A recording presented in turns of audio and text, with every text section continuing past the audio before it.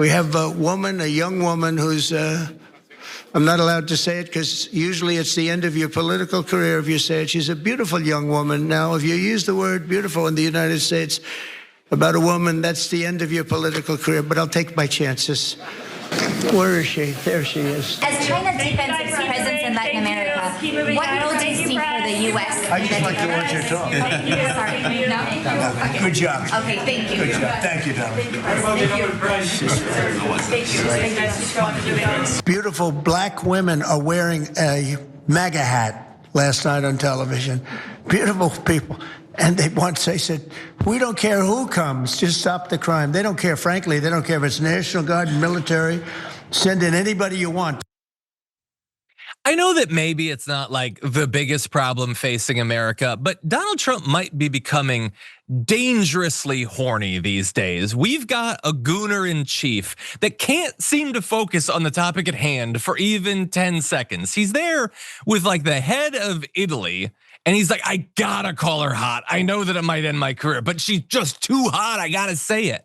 That reporter is asking him a serious question about China, which he could use to launch into a whole tirade about how China's terrible, we should go to war with them or whatever. Instead, he just cuts her off and calls her darling or whatever, and says he just wants to look at her, and then he's moving on, and then he's talking about these beautiful black women with MAGA hats, which I don't know who he's talking about. I don't know what show he watched and how they were just desperate to have their city be invaded. They don't even care, and I think he's right.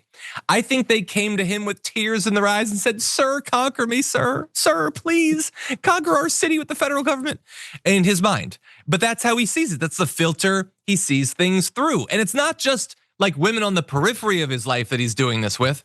He once again decided, apparently unprompted, to talk about his spokeswoman, Carolyn Leavitt, saying, "How's Carolyn doing? She doing good? Should Carolyn be replaced?" A reporter said, "That's up to you, sir." And he says, "It'll never happen." Then he added, "That face and those lips, they move like a machine gun, right?" And you're probably thinking, "Oh, I remember when he said that." Nope, this is another time that he did that machine gun lips thing, which I make a lot of really uncomfortable and weird metaphors that don't necessarily come together. I have no idea what that is supposed to mean. And even if he was impressed with how fast her lips move, what does her face have to do with it? I just think, Sharon, like there is a cost to our psyches in Melania refusing to have sex with him for literally years. And I think that we're all paying it every day. What do you think? He's deranged, but when you're a star, they'll let you do it. Okay. This is derangement. I don't want to hear about her lips, John. And I don't know why he's bringing her up. Oh, I do know why. So that he can talk about her lips and whatever else. He's a sicko. And you know how twisted we all are? In his alternative fact universe, and I'm not saying that Joe Biden was perfect, or Joe Biden was the predator.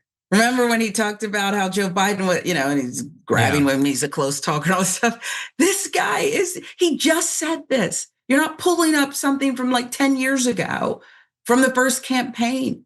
He just said this. He is really problematic. And he needs to sit not at the little kids' table at Thanksgiving, but somewhere else. Okay, he needs to sit outside. Don't let him around the kids. He's got that thing that Elon Musk has. Like Elon Musk has surrounded himself with people who will never tell him that his ideas are bad, so he comes up with bad ideas. And they think that everything he says is funny, even though it's not, so he thinks that he's funny. He does this, and he thinks these women are not disgusted by him. They are. None of them want. They look at him looking like a toad, like a hut. And he's not told it, so he thinks that it's cool. But that said, I don't want to present this as just like Trump being misogynistic, because that's not what I'm saying here. He's actually an equal opportunity gooner, as you'll see in this clip. I'd like to be like Biden. I'd like to go to the beach. My legs are not quite as thin as his. My legs are slightly heavier. My arms are slightly larger. My body is a little bit larger than his. I'm not sure it would be appreciated on the beach, but I'm not going to take a chance. You won't see me in a bathing suit. You won't see a bathing suit sitting on a beach in Argentina, falling down, not being able to lift a 3-ounce chair, meant for old people to lift, and he couldn't lift it, so we had a problem. He spent too much time on a beach. He was so close to doing the thing that people say he does, which is he's being funny, he's being charming. Look at him. He was being self-deprecating. And if he had just cut it off, then that would have been good. Him being like, well, nobody would want to see me at a beach or whatever. And then you get back to the topic at hand, and that would be him being folksy. But instead, nope, couldn't do it. He was thinking about Biden. He became obsessed again. He can never stop thinking about Biden and his grievance that he has against Biden for beating him in 2020. And so it went from like a jokey, folksy thing to, yeah, and he's also too old. He can't pick it up. He spent too much time at the beach. You know, that one time that he went to the beach. Meanwhile, Donald Trump plays 18 holes of golf literally every weekend. It became weird and cruel and diluted. I'll give the final thoughts to you, Sharon. What do you think? Yeah, this guy, cruel is one way of looking at it, but as you play the clip, just the loud outbursts, the laughter, these were deep belly laughs. He's just so funny. It's hysterical. Only it wasn't. It reminds me of, in the course of my life, like every woman, how many rich athletes have asked me out, maybe go on a date.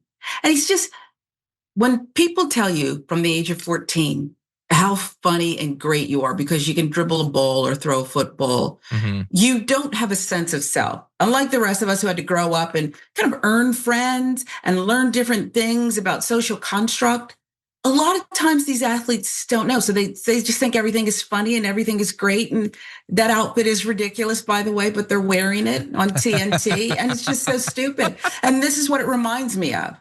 This is what it reminds me of. They're paying, by the way, the athletes are paying thousands of dollars to some stylist to look like a fool. You're being laughed at. So nobody ever told you the truth. They gave you courtesy laughs your whole life. Did that make any sense?